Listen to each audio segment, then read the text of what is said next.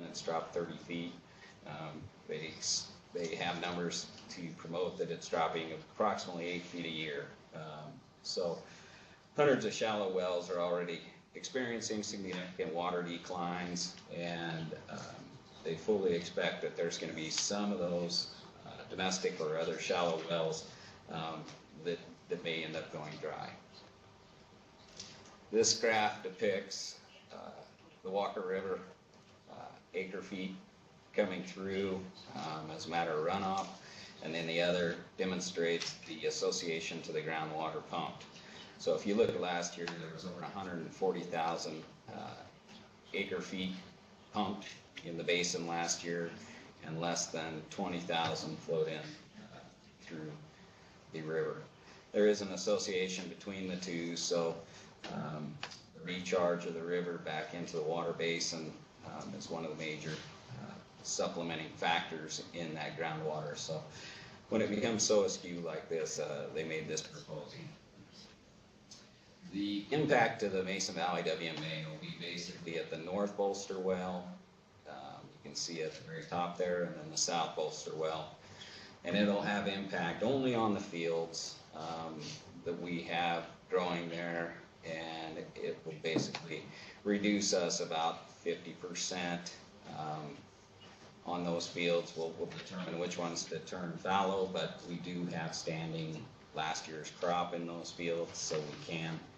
It won't be coverless, it won't be dust bowl, it'll be basically unirrigated cover crop. So that's how it's going to have an impact to the Mason Valley. As far as association, the river will probably be delivering less than 10% decree this year. So that'll have some implications, but we do have priority groundwater rights as well that'll carry us along. And then much of the Mason Valley fish hatchery and the ponds that are downstream, like North Pond, will continue to have no impact this year at all. So here's a topographical, kind of scared to push a button here. I was going to kind of use a laser, but let me see that. Yeah. So this is that North Bolster, and so it'll infect those bolster fields up there, and then these southern fields down here. So that'll be the impact to Mason Valley. The leasee that we have on the ag lease already knows this is coming. He's experiencing it on his own properties. And so we're having conversations with him how to best use the water on the area. That's all I have on the calendar. Any questions? Questions from the commissioners? Not a question, but a comment. You could just grab a mic. Just a quick comment and give an update. I believe it was last week or the week before, a group of farmers did file a lawsuit in Yerington to challenge the state engineer's curtailment order. If their relief, as they have requested it, is granted, depending upon what the court does, part of the allegation was that the state engineer could not curtail supplemental groundwater without also curtailing primary groundwater rights. I don't know how then, if that was to occur, if it would further affect management area, depending upon how the state engineer looked at the nature of the primary groundwater at the management area and its beneficial use.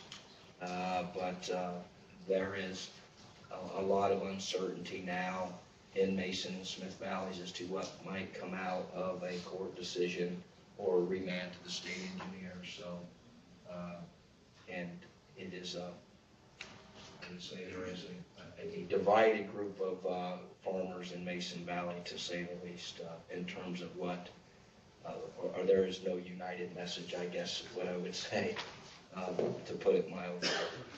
So there may be further updates to come as to what might transpire this year. You bet. Thank you, Additional Commissioner. questions or comments? Brad, I just had one. I know in the past on the duck stamp fund requests, we've had some pumping requests for like the Joggles well. Is that primary groundwater that would be affected? Do we know the implications might be on that side of things.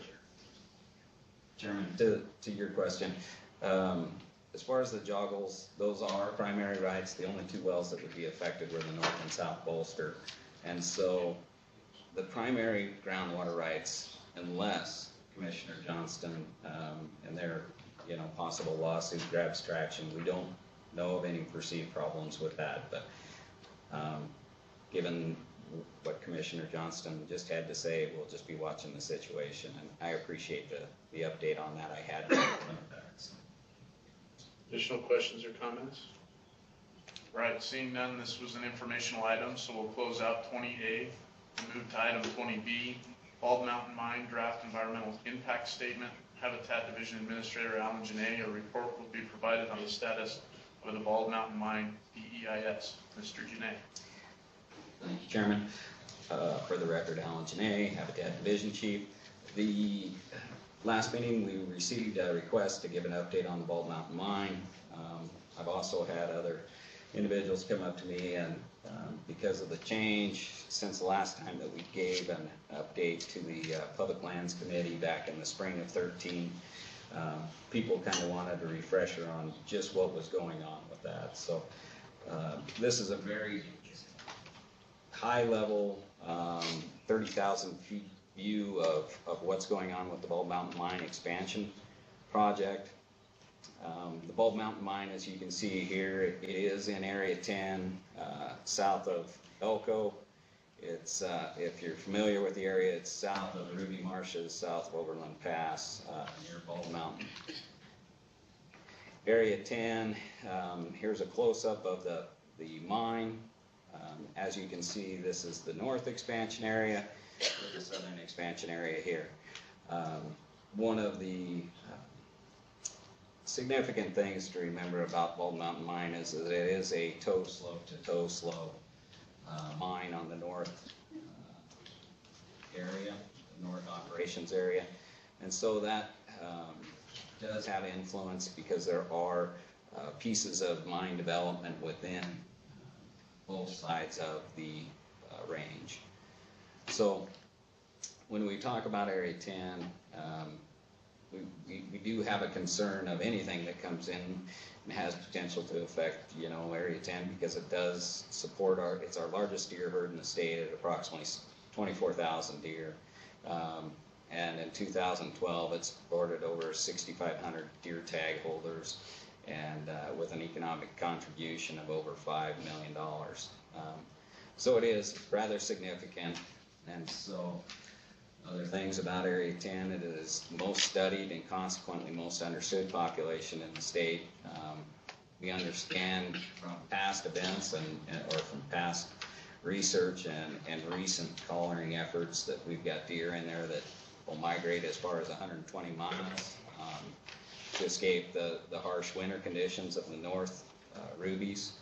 And these deer utilize a very small number of migration corridors. So when you look at it, here are some of the color information that demonstrates the migration patterns that this is only one that reflects around the Bald Mountain Mine. And it shows that the deer will start, up near Spring Creek. This is one example that started up near Spring Creek and actually ended up south of Highway 50 down near Mount Hamilton. So, you've got deer that are moving at approximately 120 miles, and down on the southern end of it, or actually in the central portion of it, you've got Bald Mountain Mine. And so trying to work with the mine to make sure that we guarantee that those deer have that ability to move through that mine unencumbered and be able to move freely without, huge energetic costs to make it through those winter conditions is kind of the mission. As we look at Bald Mountain Mine, it has been on site for quite some time, about 30 years of development there. Current disturbance, and these numbers are a little bit off this because this is a little bit older slide, but when we started this, the current disturbance was approximately 4,500 acres. And you can see in the green that there was an approved disturbance but yet to be built that we had to consider within the evaluation of the draft EIS, is we're trying to, assess their new proposal for expansion and yet to be built disturbances not yet to be realized by the mule deer herd. So these lines here are a demonstration of just a couple colors of how they move through the area. So I have just a quick question, Alan, on those last two slides. That looks like maybe 4 or 5 individual deer. Yes. Okay, and the previous slide was just 1 or 2, or? Yeah, that was just a consolidation of, just a few deer. You can probably look there. I don't have the exact number on that, but it is a smaller number of deer. And there's some other animals that have different migration paths, or those are the primary ones, the collared animals that you've got? Those are the ones that we've got. I believe this was associated with just the Bald Mountain collars that they were GPS collars, collecting information along this migration route. There are other deer that come out of the East Humboldts that come across and winter over in Spruce Mountain. There's another portion of this that you can see that starts to go out into the Mavericks and the Utes. And so there are a few numbers of other migration paths that aren't represented on this. This is the segment that is moving through the Bald Mountain Mine. And this may not be a fair question for you, but do we have any idea what percent of the migrating deer that represents roughly? The game biologists, maybe Tony could probably represent that. Are you asking what percentage of the Bald Mountain Mine corridor represents of the Area 10 population? Right, or even the deer that move kind of in that north-south manner through that particular area? So the Area 10 population is estimated around 23,000 to 24,000. As Alan indicated, there's a portion in the East Humboldts that go over to Spruce. It would not be unreasonable to see about 20% of that population needing to go through the Bald Mountain Mine corridor, and it could be a much higher percent depending on the winter. What we see is there are some deer that use, we call them obligate migrators. They migrate every year regardless of the weather. And there's some residents that never migrate. And then there's some that we call facultative migrators that only migrate when the snow tells them that they should. So we have several thousand that are going through there regardless of the winter.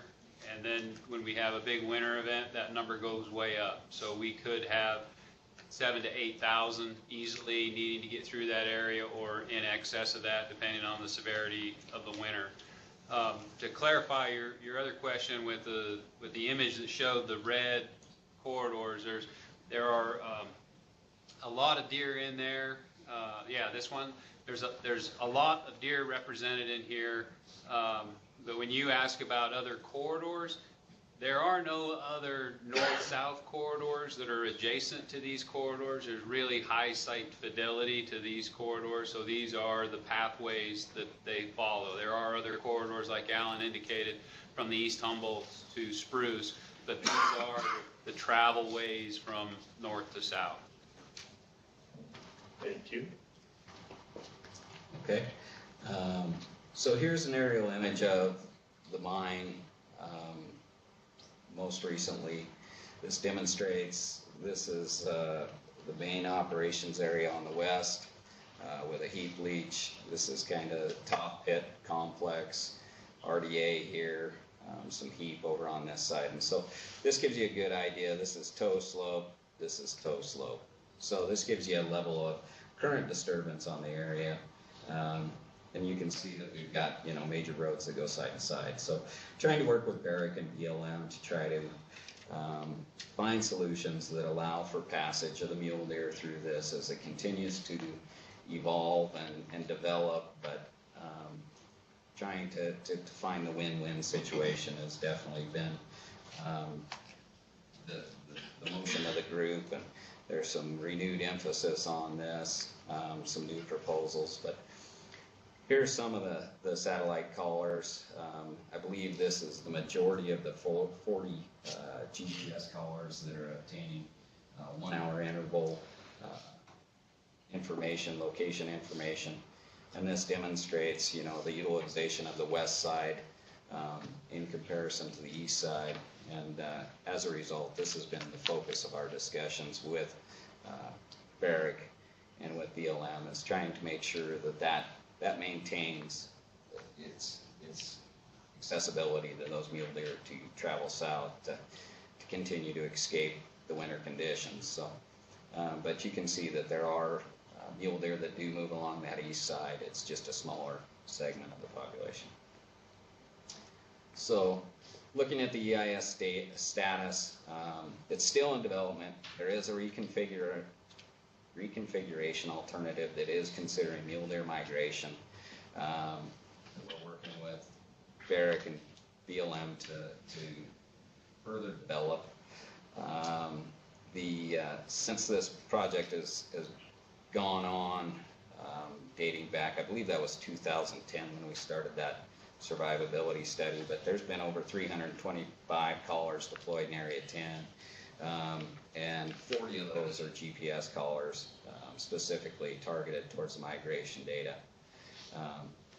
Recent developments, at the last commission meeting, or some of those in the past, we've referenced that the DEIS may have been coming out as soon as, you know, right now. But recent proposed modifications from both Barrick and NDOW in consideration of the mule deer herd have been submitted to BLM and are being analyzed and evaluated for incorporation into the draft DEIS. So currently we don't have a firm date as far as when that will be coming out, but we will continue to update the commission as we know more. But one of the big things that we made an effort to do in this most recent activity is try to push for some adaptive management strategy that basically gives an insurance policy to the mule deer herd that covers them just in case some of the analysis in this document doesn't fully cover the depth or breadth of impacts that might be realized by the mine. So we just wanted to cover everybody's concerns and provide that insurance policy. So that's kind of where it's at. And like I say, Barrick and BLM are both, we're definitely partners in this process, and we're moving forward trying to find the win-win solution. Any questions? Questions from the commission? Comments? Okay. Seeing none, thank you, Mr. Jay. And I believe the next one's a PowerPoint as well? Yes. Okay, so we will close informational item 20B. Can you hold it a minute, please, Mr. Chairman? There is a county advisory board from Elko that probably has a quick comment, so. It's not gonna last long. Can you put that back up? No. No?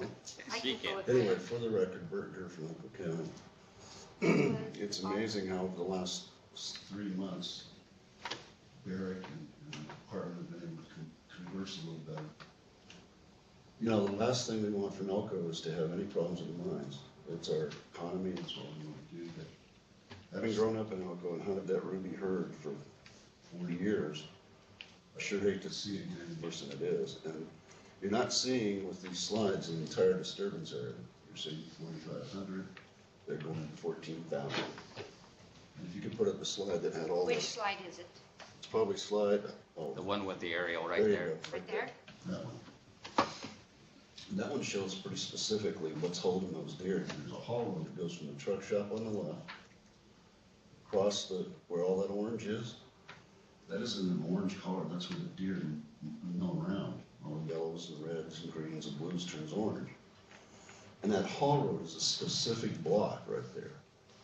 And if you look at the major impact of the new proposal that I guess they're changing, we haven't seen that yet.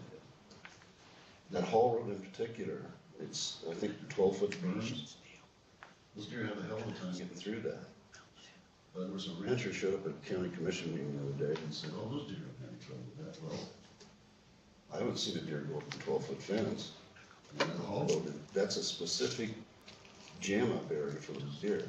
So what I appreciate is that Mr. Janae showed up in Elk Grove, went through it with us, and that the county commission meeting last 2 weeks ago, the department showed up again and explained that everything's going just fine, and that they're changed personnel, and they're more workable, and they were willing to talk to the board and everybody else now. So just thank the commission, thank Mr. Janae, but I want to explain the road across there. That jammed up portion where all those collars are, that's kind of what's holding that in. And then the overall expansion is huge, potential expansion. And whether they ever dig that or not, who knows, but right now, today, that's where it is. I don't think there's 5 deer that climbed down there this year, there's been no winter though. But you never know. Yeah, the ones that perennial and are forced to genetically go south still do. Thank you. And I appreciate the comment from the Elko Cab. I know you guys have been monitoring this closely, so appreciate the inputs. I know you guys have had that on your agenda the last couple of meetings. All right, with that, I will close agenda item 20B, move to agenda item 20C, draft treatment plan for Cummins and Bassett Lakes. Supervising fisheries biologist John Elliott. The Fisheries Division will present the draft treatment plan to eradicate invasive northern pike from Cummins and Bassett Lake, White Pine County to the Commission. The document is available for public review and comment through April 3rd, 2015. Mr. Elliott. Mr. Chairman, thank you. Members of the Commission. I just want to give you a quick historical overview of what we've lost in Cummins Lake, primarily Cummins Lake trout fishery. That's the big one. Well, I know Alan was here, so. I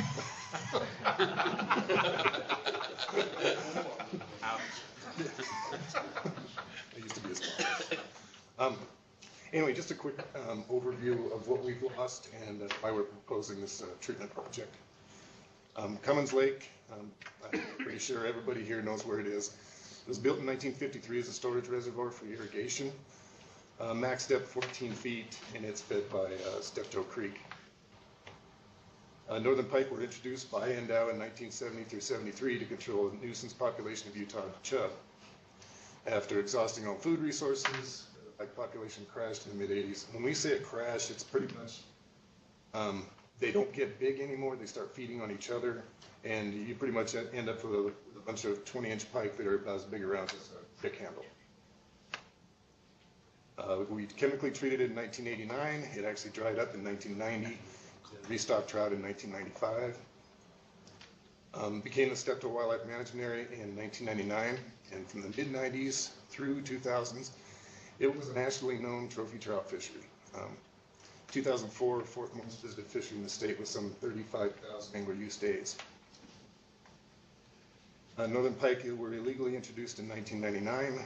We pretty much know who did it, but can't prove it. Had a successful spawn in 2001 and every year since. And we've seen heavy predation on trout and bass since 2002. We terminated trout stocking in 2007, mainly because the return to the anglers started to really drop off. So in 10 years, the fishery went from this, and it does grow very big fish. It grows big fat fish, as our biologists used to say, to this. This just shows the composition. This is from intensive creel surveys. In 2003, it was 100% trout, no pike, and by 2010, it was no trout and 90% pike. And we actually discontinued our intensive creel surveys in 2011 because there was hardly anybody fishing it. This just shows our angler use days. The big year in 2004 with nearly 35,000. And then in 2013, I think it was 1,200 angler use days. Currently, elimination of trout by fall of 2008. Largemouth bass reproduction eliminated by 2009. Pike population have turned to invertebrates and cannibalism. And the pike population has crashed once again. And now some gory shots. These pictures were taken in 2007. we were picking up a lot of big pike, and we were picking up a lot of big bass too, 14 to 16 inches, and these things they're, you know, 14, 15, 16 inches around. We thought, well, at least they can get away from the pike. Well, that's a 14.5-inch bass that we pulled out of a pike stomach. And this is probably about a 2-year-old pike that is full of largemouth bass young of year. And that's about a 40-something inch pike with another 22-inch pike in it. And just to show you about population crashes, that's probably a 6 to 7-year-old pike when they have food. And now, that lower one is probably what we're looking at now for a 6 to 7-year-old pike. Angler expenditures, excuse me, probably over $2 million to the Ely area in 2004, maybe 70,000 in 2013. Just to show that it's such a big draw, White Pine County anglers are in blue. Other counties, other states, other countries are in red. 2004, I think it was 73%. I don't have much on Bassett. Just northwest of McGill, constructed in 1942. It's really susceptible to low water. Currently contains northern pike, carp, and largemouth bass. And this is where the pike came from that ended up in Cummins. And we have to eradicate this one to keep from doing illegal introductions. And are there any questions? Questions by the commission? I've got just one. How did you keep the pike out of cable? We don't know. Yeah, just lucky. It's a lot deeper water, so the pike might not like it. So. Additional commission question or comment?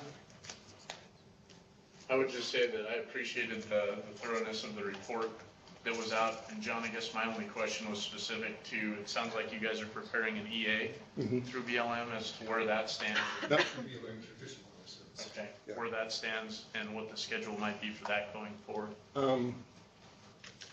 John Sober to be able to answer that better, I think.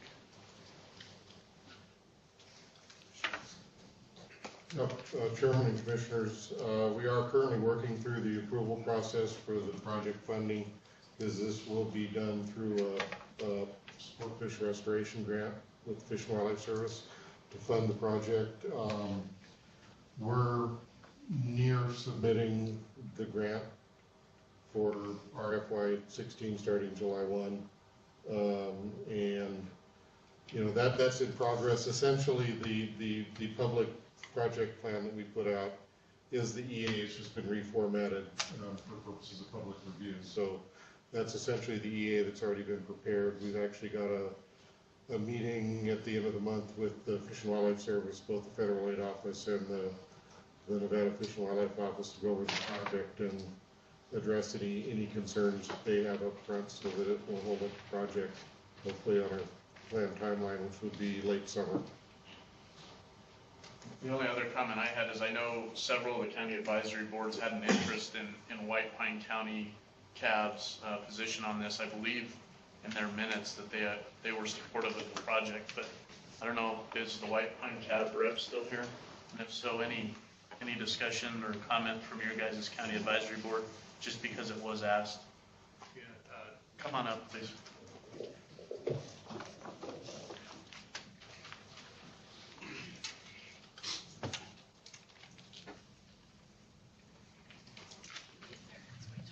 For the record, Brad Block, White Pine County.